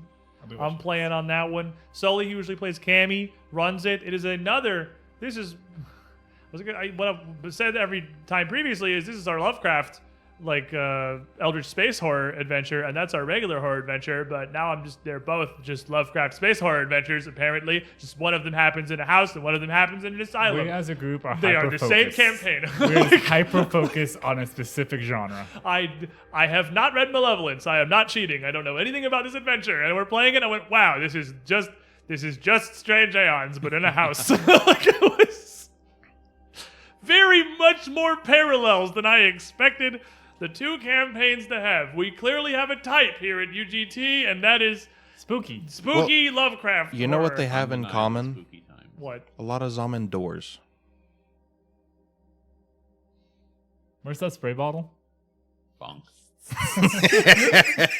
Because it's a house and an asylum. Yeah, we got it. Hopefully, They have a lot of we'll doors. see y'all on Monday. We have a great time with that one. We'll see you here next Saturday for the end of not all things, but a lot of them.